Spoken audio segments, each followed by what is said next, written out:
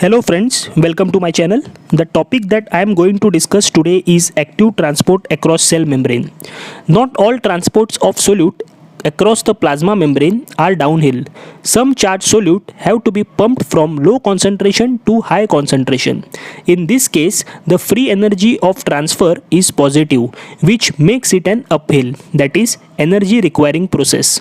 This kind of transport, which occur via specialized channel at the expense of biological energy, is called active transport.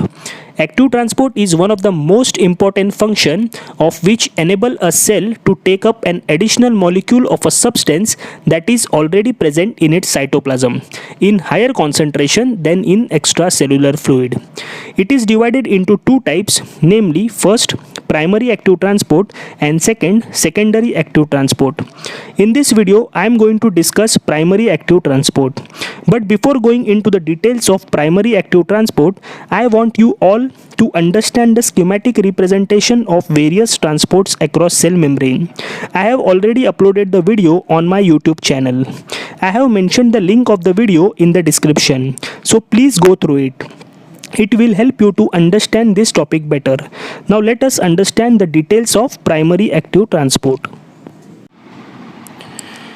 If you are new to my channel and you have not yet subscribed, subscribe my channel and press the bell icon so that you can get all the latest updates of my new uploads. Now let us continue with the remaining part of the video. Primary active transport. Primary active transport exploits the energy generated during the hydrolysis of adenosine triphosphate, that is ATP, to pump the solute against the concentration gradient. This mode of transport is involved in the transport of ions like sodium and potassium in and out of the membrane.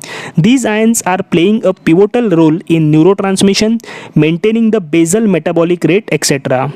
Sodium-potassium pump is a perfect example of primary active transport. More than one-third of energy is expended by an animal cell in active transport of sodium and potassium ions. Most animal cell has a low internal concentration of sodium related to their surrounding environment and the high internal concentration of potassium. The versatile protein that mediates the transport of sodium and potassium ion is called sodium-potassium ATPase pump. This pump functions by triggering the conformational change in response to ATP hydrolysis. Now let us understand the steps involved in sodium-potassium pump. Sodium-potassium pump involves 6 steps. Step 1. 3 sodium ions bind to the cytoplasmic site of the protein, causing the protein to change its conformation. Step 2. In its new conformation, the protein binds a molecule of ATP and cleaves it into adenosine diphosphate and a phosphate. ADP is released, but the phosphate group remains bound to the protein. The protein is now phosphorylated. Step 3.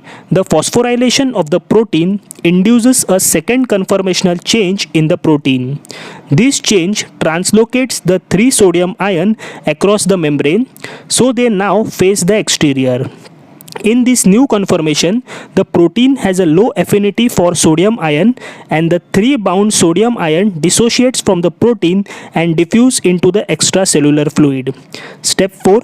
The new conformation has a high affinity for potassium ion, 2 of which bind to the extracellular side of the protein as soon as it is free of the sodium ion.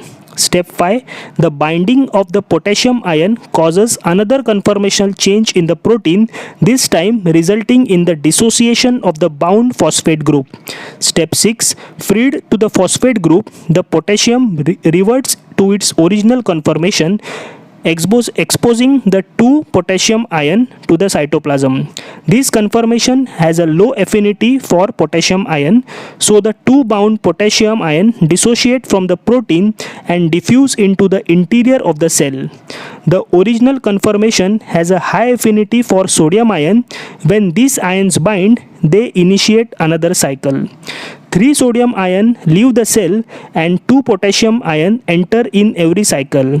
The changes in protein conformation that occurs during the cycle are rapid, enabling each carrier to transport as many as 300 sodium ion per second. The sodium potassium pump appears to be ubiquitous in animal cells, although cells vary widely in the number of pump proteins they contain.